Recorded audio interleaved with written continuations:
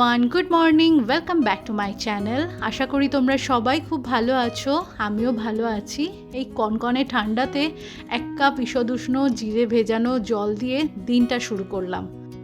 আজকে অনেকটা সকালে ঘুম থেকে উঠে আগে এক্সারসাইজ করেছি, বাসি কাজকর্ম সমস্তটা কমপ্লিট করেছি, করে নিয়ে তারপরে ওই স্নান করে পুজো সেরে এক কাপ জিরে ভেজানো জল দিয়ে দিনটা শুরু করেছি। একের পর এক এবারে আছে সংসারের কাজকর্ম। যা প্রচণ্ড পরিমাণে ঠান্ডা পড়েছে, সকালবেলাতে গিজারের জলে স্নান করার পরেও যখন পুজোতে বসি চুলটা ভিজে থাকে তো একটু ঠান্ডা ঠান্ডা ভাব লাগেই।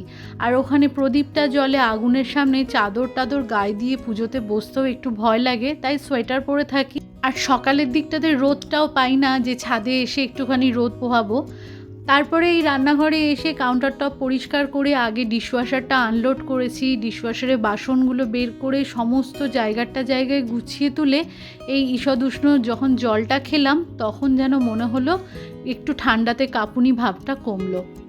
প্রথমে ভেবেছিলাম বাসি কাজকর্ম থেকে ভিডিওটা শুরু করব, কিন্তু এত ঠান্ডা লাগছিল সকালের দিকে আর এত হাওয়া দিচ্ছিল, তাই ঘরের অনেকটা কাজ কমপ্লিট করে নিয়ে অনেকটা দেরি করেই ভিডিওটা শুরু করলাম। একদিকে গরম গরম ভাত, ডাল আর বকফুল ভাজা দিয়ে বাবুকে সকালে জলখাবারটা দিয়ে দিলাম। আর আমি আর মামা আজকে একটা আপেল আর একটা শসা, এক কাপ দুধ, এটা দিয়েই সকালে জলখাবারটা সেরেছি। আর এই তো এখন বিছানাপত্রটা সুন্দর করে গুছিয়ে নিলাম।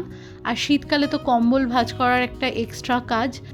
ঘর সংসারের যখন কাজকর্ম করি তখন ভাবি আমরা প্রত্যেক দিন যে সমস্ত কাজকর্মগুলো করি, বিছানাপত্র গোছানো, ঘর ঝাড় দেওয়া, ঘর মোছা, রান্না বান্না, বাসন মাজা, এই সমস্ত কাজ তো প্রত্যেক মানুষই করে। আমার ভিডিওতে নতুনত্ব বা কী আছে, কেনই বা মানুষে তার অমূল্য সময়টা নষ্ট করে দেখবে।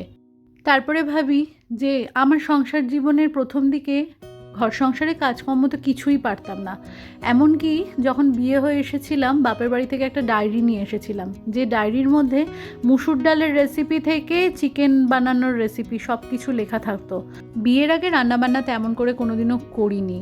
ওই কোনো সময় একটু শখ হলে মাও থাকতো, আমি পাশে দাঁড়িয়ে একটু রান্না করতাম। কিন্তু শ্বশুরবাড়িতে এসে যখন পুরোদমে রান্নাবান্না করতে হতো তখন মাঝে মধ্যে ওই ডায়েরিটার সাহায্য নিতাম। কোন ডালেতে কোন ফোড়ন দিতে লাগবে আর কোন রান্নাতে কোন মশলা লাগবে। আজকাল নয়, দীর্ঘদিন সংসার জীবনের অভিজ্ঞতার পরে রান্নার নাম শুনলেই বুঝতে পারি, বা আমিষ নিরামিষের ভাগটাও বুঝতে পারি, বা কোনো কিছু খেলে পরেও বুঝতে পারি যে এর মধ্যে কি কি জিনিসপত্র দেয়া আছে। এটা কিন্তু অভিজ্ঞতার পরেই হয়। সংসার জীবনের প্রথম দিকে এমন অনেক মানুষ আছেন, যদি তারা আমার ভিডিও দেখে থাকো, কারোর কাজ করা দেখলেও কিন্তু কাজের প্রতি একটা আগ্রহ জন্মায়। সেই চিন্তাভাবনাতেই এই ভিডিওগুলো বানাবার। আর ঘর সংসারে তো নতুন করে তেমন কিছু দেখাবার থাকে না। প্রত্যেক দিনের জীবনে যা যা কাজ সাদামাটাভাবে আমি করে থাকি সেটাই ভিডিওর মাধ্যমে তুলে ধরি। যদি কারোর কোনো কিছু দেখে কোনো কাজে আসে তাহলে কিন্তু আমার মনটা অনেকটা ভালো লাগবে। কোনো এক বন্ধু আমাকে বলেছিল, আমার এই মুহূর্তে নামটা মনে নেই, যে ভেজিটেবল চপার অ্যান্ড ভেজিটেবল কাটার নিয়ে কিছু বলার জন্য। তো তোমার উদ্দেশ্যেই বলি যে ভেজিটেবল চপার আমার কাছে দুটো আছে, একটা মিডিয়াম সাইজ, স্মল সাইজ।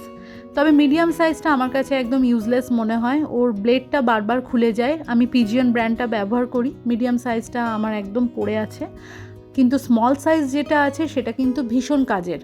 যে কোনো অল্প জিনিস চপ করার জন্য, ফাইনলি চপ করার জন্য কিন্তু ওই জিনিসটা খুব কাজের। প্রত্যেক দিনের সংসার জীবনে ওটা একদম ইউজফুল জিনিস।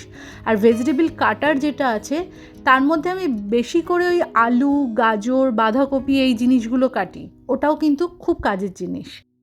অনেকটা ঠান্ডা পড়ার জন্য ভোরবেলায় কয়েকদিন ধরে ঘুম থেকে উঠতে ভীষণ আলস্যি লাগছে, কিন্তু নিজের অলসতাটাকে কাটিয়ে নিজের ঘর পরিবারটাকে সুন্দরভাবে সাজিয়ে গুছিয়ে পরিষ্কার পরিচ্ছন্ন রাখার জন্য ভোরবেলায় ওঠাটা কিন্তু মাস্ট। আর যতটা কাজের মধ্যে থাকা যায় ততটা কিন্তু নেগেটিভ চিন্তাভাবনা থেকে দূরে থাকা যায়।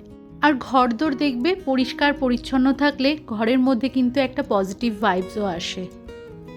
সেই কোন সকালে প্রায় ভোর 5টা নাগাদ ঘুম থেকে উঠেছি।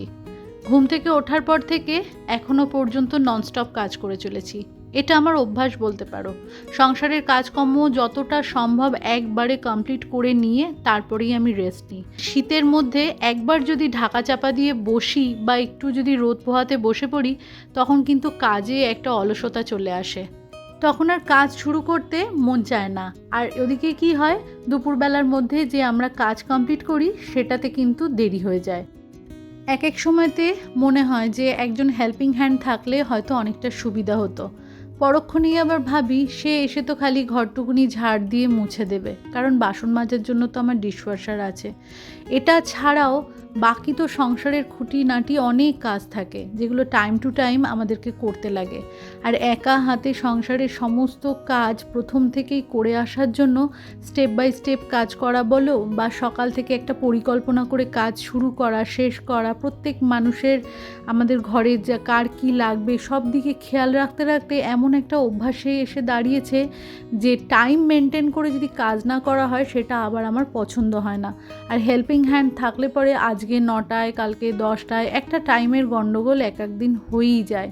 তো এই সমস্ত কিছু চিন্তা করে মনে হয় যে না থাক, নিজের কাজটা নিজেই করি, তাতে শরীরটাও যেমন সচল থাকবে, এমনি কাজকর্মের মধ্যে থাকলে পরে নিজের মন মানসিকতাটাও ভালো থাকবে। আর দিন শেষে যখন দেখি নিজের হাতে গোছানো সংসারটা পরিপাটিভাবে সাজানো গোছানো রয়েছে, তখন কিন্তু ওটা একটা আলাদা মানসিক শান্তি এনে দেয়। সকালে ঘুম থেকে ওঠা থেকে রাত্রে ঘুমোতে যাওয়া পর্যন্ত আমাদের হাউসওয়াইফদের বাড়িতে কিন্তু প্রচুর কাজ থাকে, সারাদিন করেও শেষ হয় না।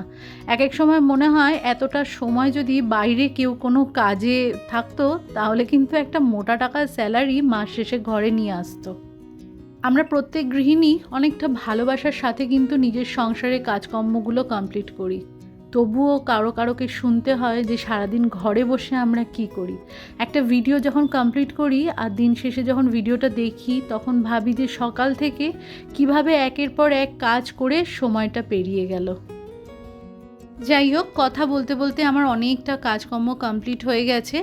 সকালবেলাতে বাসি কাজগুলো করার সময়তে সিঁড়ি রান্নাঘর সবই তো মুছেছি, কিন্তু দুপুরবেলাতে রান্নাবান্নার পরে রান্নাঘরে জল পড়ে, তাই রান্নাঘরটা আরেকবার মুছে নিলাম। আর ওই সিঁড়িটা ভালো করে ঝেড়ে পরিষ্কার করেছিলাম বলে ভালো করে মুছে স্নান টান সেরে এই দুপুরের খাবারটা সার্ভ করছি।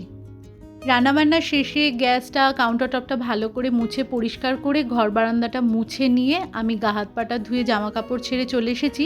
আজকে রান্না করেছি চিকেনের ঝোল আর চিংড়ি মাছের বড়া, স্যালাড আর গরম গরম ভাত। এই খাওয়া দাওয়ার পরেও কি সংসারের কাজ শেষ হয়? এখনও কত কাজ থাকে। দুপুরে খাওয়ার পরে সবাই এঁঠো প্লেটগুলোকে নিয়ে ওই সিঙ্কে রেখে দেয়, সেইগুলো তুলে নিয়ে ডিশওয়াশারে দেওয়া, সিঙ্কটা আবার পরিষ্কার করা, কাউন্টার টপ মোছা। এই মুহূর্তে দুপুর 2-2:30 মতো বাজে। দুপুরের খাওয়া দাওয়াটা কমপ্লিট হয়ে গেছে। আমি ওই ছাদে দাঁড়িয়ে দাঁড়িয়ে একটুখানি রোদ পোহাচ্ছিলাম। এই সময়টা হচ্ছে বিকাল 4-4:30 মতো বাজে। দুপুরবেলাতে খাওয়া দাওয়া করে উঠে আমি মামার বাড়িতে এসেছিলাম সোদপুরে। আমার মামাতো ভাই, তার বউ আর 5 বছরের একটা পুচকু, ঋষিত নাম ওর, আমরা রিশু বলে ডাকি, থাকে মুম্বাইতে। ওরা 10 দিনের জন্য ছুটিতে এসেছে। আর আমার জ্বর হয়েছিল বলে এখানে বাচ্চাটা রয়েছে, আমি সেই জন্য আসিনি। তো এখন ভালো আছি তাই এসেছি ওর সাথে দেখা করতে। রিশু হচ্ছে আমাদের একদম বলতে পারো বাড়ির ছোট্ট একটা হিরো। ভীষণ মিশুকে, ভীষণ খেলাধুলো, আনন্দ, মজা, চোখে মুখে একদম দুষ্টুমির ছাপ, সর্বক্ষণ দৌড়াচ্ছে। আমি যতক্ষণ ছিলাম প্রায় ঘন্টা 2 মতো, 1 সেকেন্ডও আমি দেখলাম না ওকে বসতে। যখন ছোট ছিলাম রিশুর যে বাবাই, আমি আর বাবাই 2-3 বছরের ছোট বড়, মামার বাড়িটাতে আমরা দুজন মিলে ওরকম মাতিয়ে রাখতাম। আজকে রিশুর মধ্যে থেকে কিন্তু আমরা আমাদের ছোটবেলাটা দেখতে পাচ্ছিলাম। আগামীকাল 30 তারিখ ওরা আবার মুম্বাইতে ব্যাক করছে, যে যার রুটিন লাইফে আবারও ব্যস্ত। তো যাই হোক, আমরা 9টা-9:30 পর্যন্ত থেকে মামার বাড়ি থেকে বাড়িতে তারপরে ফিরেছি। আজকের ব্লগটা এইটুকুনি রইল। তোমরা ভালো থেকো, সুস্থ থেকো, দেখা হচ্ছে নেক্সট ব্লগে। ততক্ষণের জন্য টাটা, গুড নাইট।